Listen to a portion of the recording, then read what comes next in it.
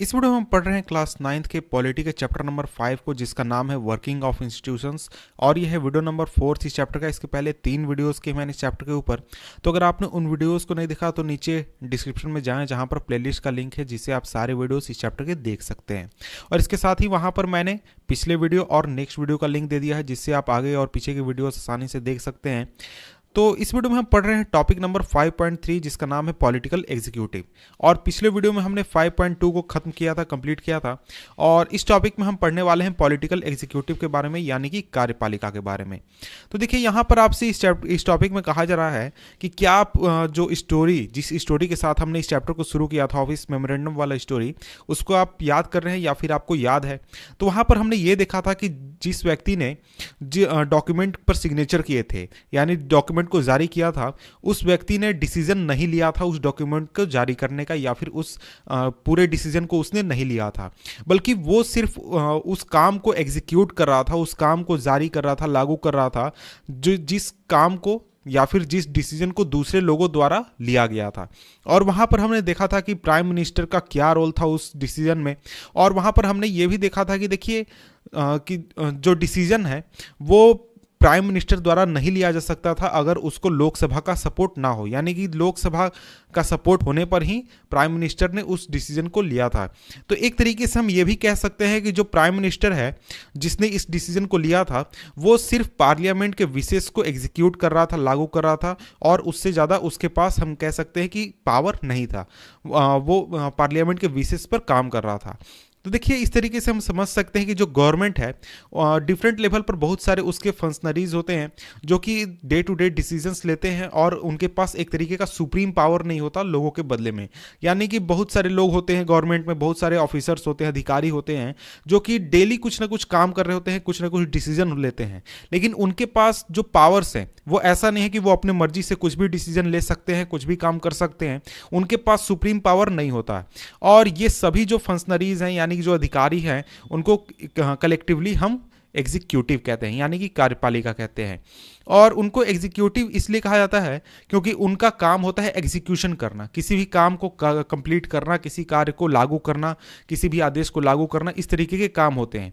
और इसलिए जब भी हम गवर्नमेंट की बात करते हैं तो गवर्नमेंट का सीधा मतलब हमारा हो जाता है एग्जीक्यूटिव, यानी कि कार्यपालिका। तो इसके बाद अगर हम आगे बढ़े तो आगे इसी में टॉपिक है हमारा एक, वो है पॉलिटिकल एंड परमानेंट एग्जीक्यूटिव। तो देखिए, किसी भी डेमोक्रेटिक कंट्री में, चाहे वो इंडिया की बात करें या फिर दुनिया के किसी और डेमोक्रेटिक कंट्री की बात करें, तो वहां पर एग्जीक्यूटिव के 2 कैटेगरीज होते हैं, यानी कि 2 तरीके के एग्जीक्यूटिव आपको देखने को मिल जाएंगे। पहला तो हो गया पॉलिटिकल और दूसरा हो गया परमानेंट। अब इन दोनों को थोड़ा सा डिटेल में हम देख लेते हैं। तो देखिए, पहला तो हो गया पॉलिटिकल। पॉलिटिकल कौन सा? तो ये वैसा एग्जीक्यूटिव होता है जिसको जनता द्वारा इलेक्ट किया जाता है, लोगों द्वारा इलेक्ट किया जाता है कुछ स्पेसिफिक पीरियड के लिए। जैसे इंडिया में आप अपने नेताओं को चुनते हैं 5 साल के लिए कि वो 5 साल तक सरकार में रहेंगे और लोगों के द्वारा जो काम है, यानी जो लोगों के विशेष है, उसको वो कंप्लीट करेंगे। और ये होते हैं हमारे पॉलिटिकल लीडर्स, जो कि बड़े डिसीजन लेते हैं, यानी कि फाइनल डिसीजन इन्हीं का होता है किसी भी चीज़ पर। और दूसरा हमारा कैटेगरी आ जाता है जो कि जिनको लॉन्ग टर्म के लिए अपॉइंट किया जाता है, सरकार में लाया जाता है, और ये होते हैं हमारे परमानेंट एग्जीक्यूटिव या फिर सिविल सर्विसेज। यानी कि जितने भी आपके आईएएस ऑफिसर हो गए, आईपीएस ऑफिसर हो गए, आईएफएस ऑफिसर हो गए, ये हमारे दूसरी कैटेगरी में आ जाते हैं। तो देखिए, यहां पर सिंपली यही कहा गया है कि जो लोग सिविल सर्विसेज में काम करते हैं उनको सिविल सर्वेंट्स कहा जाता है। और ये लोग जो होते हैं, यानी जो सिविल सर्वेंट्स होते हैं, ये किसी सरकार के आने जाने से इनको कोई फर्क नहीं पड़ता। ये अपने ऑफिस में रहते हैं और अपने काम को कंप्लीट करते हैं, चाहे वो किसी भी पार्टी की सरकार हो, कोई भी मंत्री हो, कोई भी कुछ हो। इस बात से इन लोगों को ये फर्क नहीं पड़ता कि कौन सरकार में है, कौन सी पार्टी सरकार में है। ये अपने पावर में हमेशा रहते हैं जब तक इनका कार्यकाल रहेगा। और ये जो ऑफिसर्स होते हैं, यानी जो सिविल सर्वेंट्स होते हैं, ये पॉलिटिकल एग्जीक्यूटिव के नीचे काम करते हैं, यानी जो हमारे मंत्री हो गए या फिर जो लीडर्स हो गए, पॉलिटिकल लीडर्स जो कि चुनाव जीत कर आते हैं, उनके नीचे काम करते हैं। और उनको जो उनके डेली के काम है, एडमिनिस्ट्रेशन का काम है, उसमें हेल्प करते हैं कि उनको कोई भी चीज़ समझ में नहीं आ रही है या फिर कोई भी काम करना है, तो उसमें ये जो सिविल सर्वेंट्स है ये हेल्प करते हैं। तो देखिए यहाँ पर सिंपली आपसे पूछा गया है कि क्या आप रिकॉल कर पा रहे हैं कि जो पॉलिटिकल हमारा एग्जीक्यूटिव था या फिर जो नॉन पॉलिटिकल एग्जीक्यूटिव था उसका क्या रोल था, जो हमने ऊपर एग्जाम्पल पढ़ा था सबसे इस चैप्टर के शुरुआत में, यानी जो हमारा ऑफिस मेमोरेंडम वाला एग्जाम्पल था। तो वहां पर आप उस एग्जाम्पल को रिकॉल करेंगे तो आपको ये चीज़ ज़्यादा अच्छी तरीके से समझ में आएगी। तो देखिए इसके बाद आपके मन में यह सवाल उठ सकता है कि जो पॉलिटिकल एग्जीक्यूटिव है उसको ज़्यादा पावर क्यों दिया गया है नॉन पॉलिटिकल एग्जीक्यूटिव के मुकाबले। ये भी सवाल उठ सकता है कि देखिए जो मिनिस्टर है उसको क्यों ज़्यादा पावरफुल बनाया गया है सिविल सर्विसेंट के कंपैरिजन में। फॉर एग्जांपल देखिए कोई भी सिविल सर्वेंट है उसको मंत्री के मुकाबले या फिर पॉलिटिकल लीडर के मुकाबले ज़्यादा एजुकेशन प्राप्त है, ज़्यादा उसको जानकारी प्राप्त है, ज़्यादा एक तरीके से उसको एक्सपर्ट नॉलेज प्राप्त है किसी भी टॉपिक के बारे में। और जो एडवाइजर्स होते हैं, जैसे कि ये एग्जाम्पल मैं बता रहा हूँ, जो एडवाइजर्स होते हैं जो कि फाइनेंस मिनिस्ट्री काम कर रहे हैं उनको ज्यादा पता होता है इकोनॉमिक्स के बारे में कंपेयर करें अगर आप फाइनेंस मिनिस्टर से। तो देखिए आपके मन में जो सवाल उठ रहा है वो बिल्कुल जायज़ है और वो बिल्कुल सही है कि जो मिनिस्टर्स होते हैं उनको कई चीज़ के बारे में बहुत ही कम जानकारी होती है, कई टेक्निकल मैटर्स के बारे में जो कि उनके मिनिस्ट्री के अंदर हो रही है। जैसे कि आपका कोई बहुत सारे मिनिस्ट्रीज में चले जाए, जैसे कि डिफेंस हो गया या फिर आपका हेल्थ हो गया, साइंस हो गया, टेक्नोलॉजी हो गया, माइनिंग हो गया। तो इन डिपार्टमेंट्स के जो मिनिस्टर्स होते हैं इनको उतनी जानकारी नहीं होती उन टॉपिक्स के बारे में जितनी कि उस डिपार्टमेंट में काम करने वाले सिविल सर्वेंट्स को होती है। तो यहाँ पर एक सिंपली सवाल उठता है कि आखिर मिनिस्टर ही क्यों वो व्यक्ति होता है जो इन चीज़ों के ऊपर डिसीजन लेता है, ना कि कोई ऐसा व्यक्ति जिसको इन चीज़ों के बारे में एक्सपर्ट नॉलेज है।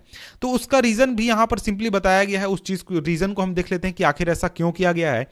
तो देखिए जो रीज़न है इसका वो बहुत ही सिंपल है। देखिए अगर हम डेमोक्रेसी की बात करें तो डेमोक्रेसी में जो लोगों की मर्जी है वो सुप्रीम होती है, यानी लोग क्या चाहते हैं ये सबसे ज़्यादा मैटर करता है। ये मैटर नहीं करता है कि लोग जो काम करने वाला व्यक्ति है उसको किसी खास चीज़ के बारे में ज़्यादा जानकारी है या नहीं है। तो इसीलिए जो मिनिस्टर है वो इलेक्ट किया गया है लोगों द्वारा, जनता द्वारा चुना गया है, और इसलिए जनता ने उसे पावर दिया है कि वो लोगों के बदले में वो वहाँ पर जाकर काम करे और उनके विशेष को यानी जनता की जो मर्जी है उसको वो वहां पर कंप्लीट करे। और इसके साथ ही जो मिनिस्टर होता है वो जनता के प्रति जवाबदेह होता है, और उसके कंपैरिजन में अगर हम देखें जो सिविल सर्वेंट है वो जनता के प्रति जवाबदेह नहीं है क्योंकि उसको जनता द्वारा नहीं चुना गया है। तो इसलिए जनता की मर्जी को लागू कराने के लिए कि जो सरकार है वो जनता के विशेष के अनुसार काम करे, इसलिए जो मिनिस्टर होता है जो कि जनता के प्रति जवाबदेह है उसको फाइनल से दिया गया है, यानी उसको फाइनल डिसीजन का पावर दिया गया है कि उसकी मर्जी ही चलेगी वहां पर, ना कि किसी सिविल सर्वेंट की मर्जी चलेगी जो कि अपने लाइफ टाइम के लिए वो उस पोस्ट पर बैठने वाला है। तो इसलिए जो मिनिस्टर है उसको फाइनल डिसीजन लेने का पावर होता है, और इसलिए जो मिनिस्टर है वो डिसाइड करता है कि किस तरीके से काम को करना चाहिए या फिर किस तरीके से जो चीज़ें हैं उसको कंप्लीट करना चाहिए। और इसके साथ ही जो आपके एक्सपर्ट लोग हैं जैसे कि आपके सिविल सर्वेंट हो गए या फिर जो दूसरे लोग हैं जो कि एक्सपर्ट हैं किसी एक खास चीज़ में, वो इस चीज़ के बारे में उस काम को कंप्लीट करने में मिनिस्टर को हेल्प करते हैं कि उस किसी के खास को किस तरीके से करना है। और अगर कोई एक्सपर्ट नॉलेज है तो वो मिनिस्टर को बताते हैं कि आपको ये चीज़ ऐसे करना चाहिए, इस चीज़ को वैसे करना चाहिए, आपको ये काम नहीं करना चाहिए, आपको ये काम करना चाहिए। तो इन सभी एडवाइसेस को सुनने के बाद ये मिनिस्टर की मर्जी होती है कि वो किस तरीके से काम को कंप्लीट करे, क्योंकि जाकर फाइनली उससे जवाब देना है जनता के प्रति। यानी जनता के सामने जब वो इलेक्शन में जाएगा तो मिनिस्टर को जाकर खड़ा होना है, और ये कोई ये नहीं पूछेगा कि आपने ऐसा क्यों किया, तो वो ये नहीं कह सकता कि जो सिविल सर्वेंट्स हैं उन्होंने ऐसा काम किया, नहीं, क्योंकि जो फाइनल मर्जी होती है वो मिनिस्टर की होती है किसी भी काम को कंप्लीट करने में। तो देखिए यहाँ पर एक और चीज़ आपको समझनी चाहिए कि देखिए ये सिर्फ इंडिया में नहीं होता या फिर दुनिया के सिर्फ डेमोक्रेसी में नहीं होता, ये चीज़ आपको किसी भी लार्ज ऑर्गेनाइजेशन में होता है। तो वो लोग जिनको ओवरऑल पिक्चर के बारे में पता है कि आखिर हमें अचीव क्या करना है, वो लोग डिसीजन लेते हैं, इंपॉर्टेंट डिसीजन लेते हैं, ना कि कोई एक्सपर्ट लेता है जिसको किसी एक खास चीज़ के बारे में एक्सपर्ट नॉलेज है। नहीं, वो जो व्यक्ति है जिसको एक्सपर्ट नॉलेज है वो किसी एक खास चीज़ के बारे में जानता है और उसी चीज़ में उसे जानकारी प्राप्त है। लेकिन अगर हम मिनिस्टर की बात करें या फिर वैसे व्यक्ति जिसको पूरे ओवरऑल पिक्चर के बारे में पता है कि हमें क्या अचीव करना है, क्या हमारा टारगेट है, उसको किस तरीके से अचीव करना है, वो व्यक्ति डिसीजन लेता है ताकि एक तरीके से उस डिसीजन को कंप्लीट किया जा सके। और इसके साथ ही जो एक्सपर्ट्स होते हैं वो रास्ता बता सकते हैं, रास्ता बताते हैं, लेकिन जिस व्यक्ति को लार्जर व्यू पता है कि हमारे कंट्री को कहाँ जाना है, कंट्री में हमारा डिफेंस कितना इंपॉर्टेंट है, हमारा फाइनेंस कितना इंपॉर्टेंट है, हमारा कोई ये डिसीजन कंट्री पर किस तरीके से इंपैक्ट करेगा, कंट्री का ग्रोथ कम होगा ज़्यादा होगा, इस चीज़ के बारे में जो व्यक्ति सोचता है उसको डिसीजन लेने का पावर दिया जाता है डेमोक्रेसी में, या फिर किसी भी ऑर्गेनाइजेशन में हम बात करें बड़े ऑर्गेनाइजेशन में। और इसलिए डेमोक्रेसी की अगर हम बात करें तो डेमोक्रेसी में इलेक्टेड मिनिस्टर्स को यह पावर दिया गया है, इस काम को परफॉर्म करने की जिम्मेदारी दी गई है। इसके बाद अगर हम आगे बढ़ें तो आगे हमारा टॉपिक आ जाता है prime minister and council of ministers. Prime minister जो है वो इंडिया में सबसे इंपॉर्टेंट पॉलिटिकल इंस्टीट्यूशन होता है, सबसे इंपॉर्टेंट पॉलिटिकल व्यक्ति होता है। और इसके साथ ही हम ये भी जानते हैं कि इंडिया में किसी भी तरीके का डायरेक्ट इलेक्शन नहीं होता, प्राइम मिनिस्टर पोस्ट के लिए इनडायरेक्ट इलेक्शन होता है। और हमारे देश में जो प्रेसिडेंट है वो प्राइम मिनिस्टर को अपॉइंट करता है। लेकिन यहाँ पर एक चीज़ आपको जान लेनी चाहिए, या फिर आपको पता होगा कि जो प्रेसिडेंट है ऐसा नहीं है कि वो जिस व्यक्ति को चाहे उस व्यक्ति को वो प्राइम मिनिस्टर बना सकता है, नहीं, ऐसा नहीं होता। तो देखिए जो प्रेसिडेंट है वो लीडर ऑफ जो मेजोरिटी पार्टी है या फिर कोलिशन, उसके लीडर को वो प्राइम मिनिस्टर पोस्ट ऑफर कर सकता है या फिर बना सकता है, जिसको लोकसभा में बहुमत प्राप्त है, मेजोरिटी प्राप्त है। तो इस कंडीशन के साथ ही अगर कोई व्यक्ति है वो प्राइम मिनिस्टर पोस्ट पर आ सकता है। तो देखिए कई बार ऐसा होता है कि किसी भी सिंगल पार्टी को बहुमत प्राप्त ना हो या फिर अलायंस को भी बहुमत प्राप्त ना हो, तो उस कंडीशन में जो प्रेसिडेंट है वो ऐसे व्यक्ति को प्राइम मिनिस्टर पोस्ट ऑफर करता है जिस व्यक्ति के ज़्यादा से ज़्यादा चांसेस है कि वो बहुमत सिद्ध कर लेगा, लोकसभा में उसको मेजोरिटी प्राप्त हो जाएगा। और इसके साथ ही एक चीज़ और आपको जाननी चाहिए कि देखिए जो प्राइम मिनिस्टर है उसका कोई फिक्स टेन्योर नहीं है, कि ऐसा नहीं कि वो 10 साल तक प्राइम मिनिस्टर रह सकता है, 20 साल तक रह सकता है, 30 साल तक रह सकता है, नहीं, ऐसा कोई शर्त हमारे देश में नहीं लगाया गया है। कोई भी व्यक्ति प्राइम मिनिस्टर पोस्ट पर तब तक रह सकता है जब तक उसके पास समर्थन प्राप्त है लोकसभा में और उसको बहुमत प्राप्त है लोकसभा में। तो जब तक उस व्यक्ति को बहुमत प्राप्त होगा तब तक वो पावर में रह सकता है, प्राइम मिनिस्टर पोस्ट पर रह सकता है।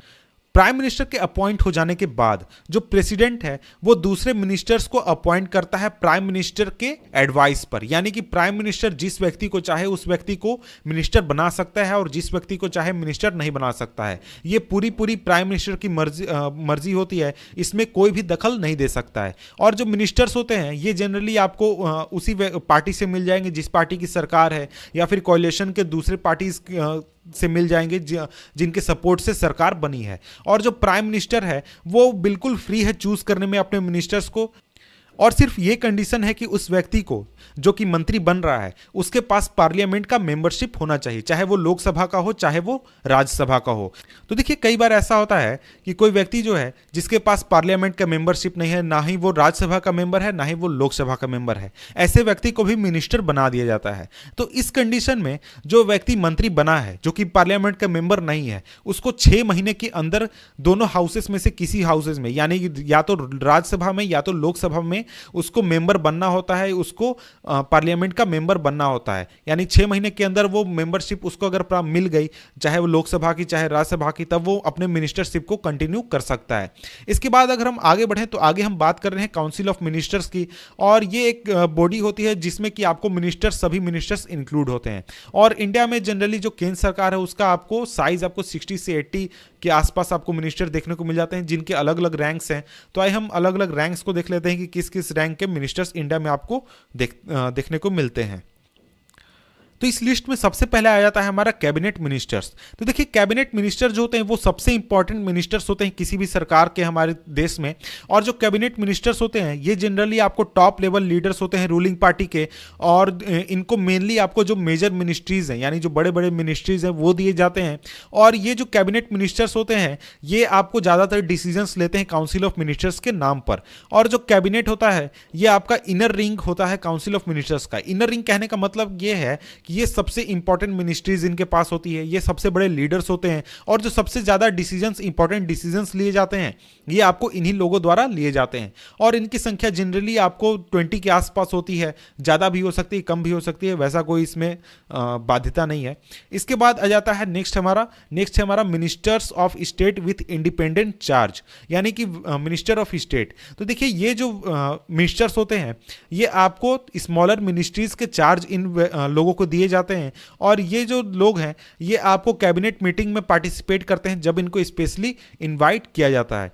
इसके बाद हमारा आ जाता है नेक्स्ट, वो है हमारा मिनिस्टर ऑफ स्टेट। तो देखिए मिनिस्टर ऑफ स्टेट जो होते हैं ये आपको सपोर्ट के रूप में काम करते हैं, यानी असिस्टेंट के रूप में काम करते हैं कैबिनेट मिनिस्टर्स के। ये एक तरीके से हेल्प करते हैं जो मिनिस्टर्स हैं, कैबिनेट मिनिस्टर्स, उनको। और इसके साथ ही ये चीज़ जान लेना बहुत ही इंपॉर्टेंट है कि जो सभी मिनिस्टर्स यानी 60 से 80 मिनिस्टर्स हैं उनको रेगुलरली मीट करना ये और रेगुलरली चीज़ों को डिस्कस करना ये एक तरीके से पॉसिबल नहीं है। तो इसलिए जो डिसीजंस होते हैं, जो इंपॉर्टेंट डिसीजंस होते हैं, ये आपको कैबिनेट मीटिंग्स में लिए जाते हैं, यानी कि जो हमने इनर सर्कल देखा था मिनिस्टर्स का उनके द्वारा लिए जाते हैं। और इसलिए जो ज़्यादातर पार्लियामेंट्री डेमोक्रेसी हैं उनको जनरली कहा जाता है कैबिनेट फॉर्म ऑफ गवर्नमेंट, यानी कि ज़्यादातर जो सरकार के डिसीजंस होते हैं उसको कैबिनेट में लिए जाते हैं। और जो कैबिनेट होता है वो एक टीम के रूप में काम करता है और इसके साथ ही जो मिनिस्टर्स होते हैं उनके डिफरेंट व्यूज हो सकते हैं, ओपिनियंस हो सकते हैं, लेकिन सभी लोगों को एक साथ एक डिसीजन में, एक सुर में डिसीजन लेना होता है कैबिनेट के रूप में, तब जाकर किसी भी डिसीजन को सरकार जो है वो लागू करा सकती है। इसके बाद अगर हम आगे बढ़ें तो कोई भी मिनिस्टर जो है वो ओपनली अपने सरकार के डिसीजन को क्रिटिसाइज नहीं कर सकता है अगर वो दूसरे मिनिस्ट्री से भी बिलोंग करती है या फिर दूसरे डिपार्टमेंट से भी बिलोंग करती है। सभी जो मिनिस्ट्री है उसके सेक्रेटरीज होते हैं जो कि सिविल सर्वेंट्स होते हैं और ये जो सेक्रेटरीज हैं ये एक तरीके से हेल्प के रूप में काम करते हैं और एक तरीके से जानकारी प्रोवाइड करने का काम करते हैं या फिर चीज़ों में हेल्प करते हैं ताकि जो मिनिस्टर्स हैं वो डिसीजन ले सकें। और जो कैबिनेट होता है वो उसके पास एक अपना टीम होता है जिसको हम कहते हैं कैबिनेट सेक्रेटरीट, जो कि कैबिनेट को डिसीजन लेने में हेल्प करता है। और ये जो चीज़ है यानी जो कैबिनेट सेक्रेटरीट है ये एक तरीके से इंक्लूड करती है ज़्यादातर जो सीनियर सिविल सर्वेंट्स हैं उनको, जो कि अलग अलग मिनिस्ट्रीज़ के काम को एक साथ कोऑर्डिनेट करने की कोशिश करते हैं। तो इसके बाद अगर हम आगे बढ़ें तो आगे हमारा टॉपिक है powers of the prime ministers. तो इस टॉपिक को हम पढ़ेंगे नेक्स्ट वीडियो में। तो मिलते हैं आपसे हम नेक्स्ट वीडियो में, तब तक के लिए गुड बाय।